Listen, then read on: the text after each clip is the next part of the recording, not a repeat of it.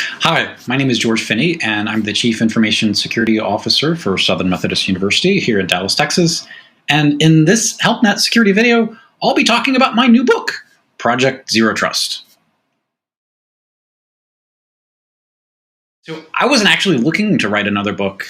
My last book was called Well Aware. It did really well. It won the Book of the Year award by a business magazine, and I was really thrilled because I wrote it for non-technical audiences. And so, being able to resonate with that group, I was really thrilled by it. I thought I was out, but they pulled me back in. I got a call from a publisher asking to write a book about zero trust.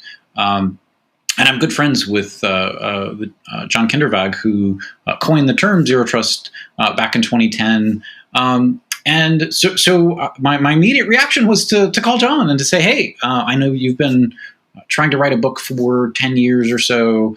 And it turns out that John was just too busy to write the book. So he said, hey, you go do it. I'll give you all my notes.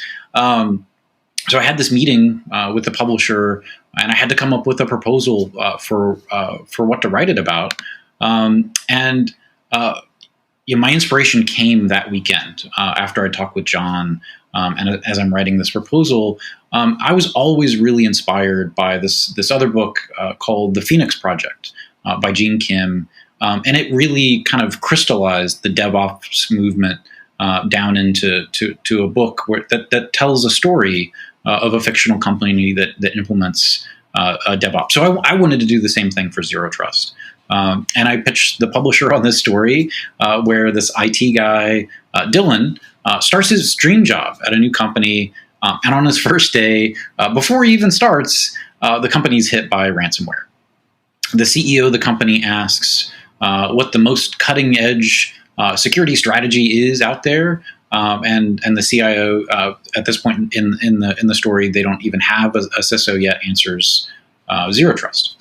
So they appoint Dylan to build this team and go figure out how to do zero trust before the company is scheduled to release their new product. So the story is about him taking John Kindervag's design methodology and maturity model and going through kind of each stage of your zero trust journey. The first one is that zero trust is a strategy. There's lots of different weird definitions out there of what zero trust is or isn't. But John's definition is just that zero trust is a strategy for preventing or containing breaches by removing the trust relationships that we have in digital systems. So very simple. Zero trust is a strategy. The next theme is really that zero trust isn't just for security nerds. It's for everybody. And so I think, when you think of it that way, zero trust is really a rallying cry for bringing together different teams across all technology disciplines. Another theme is that zero trust isn't a specific tool. Zero trust uses all different kinds of tools to provide tailored security to fit every unique environment. So think about a general. They need to know how infantry works, but also when to call in air support. Right? They need to know how all of the different capabilities can come together to achieve your objective, and then they focus on the right team or set of tools or mission to go deliver that. And the final theme is really that zero trust. You have to believe that prevention is possible. So when we think about our jobs in security, it'd be crazy for us to do what we do every day and not think that we can make a difference. And I think zero trust embraces that prevention really is possible. I wrote this book as a story because everyone in technology needs to understand zero trust. Right? It needed to be approachable for someone who is brand new to IT or brand new to security. But there also needed to be some deep technical detail as well. So someone who's maybe been in technology for 20 years can also get something out of it. the thing that John focuses on with zero trust is this idea of a protect surface. So there's a lot of talk out there about attack surfaces, but you can't really control your attack surface. You can be attacked from any device anywhere in the world, right? So instead, John's design methodology starts from the inside out. You focus on your business critical servers or services first, and create that crunchy center rather than the chewy center that John talked about in his original paper that proposed zero trust, which is called No More Chewy Centers. It's still out there on the internet. If you Google search for that, you'll find that original paper. Absolutely. So full-time job, I've got a young child, really hard to do. But I've been writing for a while. And, the fascinating thing about this project is I've always heard musicians, right, where they talk about, they did a whole album in one day or one take.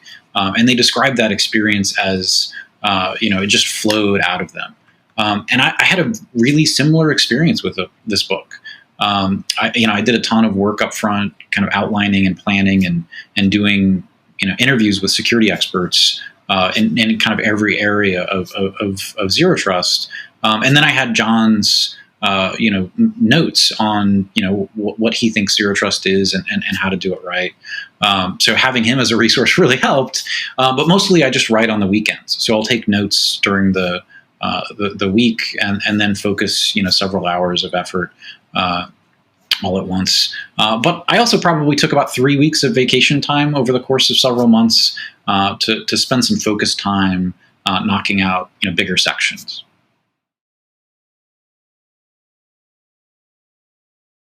So I think we're already seeing security tools start to mature and align around zero trust principles to make implementing zero trust easier.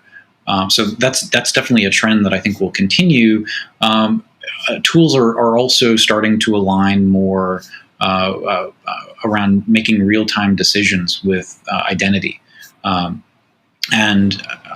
also to increase integration controls together more seamlessly, so that rather than kind of operate as independent layers, there's more of a mesh, right? So I think that integration is really fascinating, so that different controls aren't acting on their own in a vacuum. I think that really adds to the capability of removing trust from our digital systems because we're getting intelligence from different sources.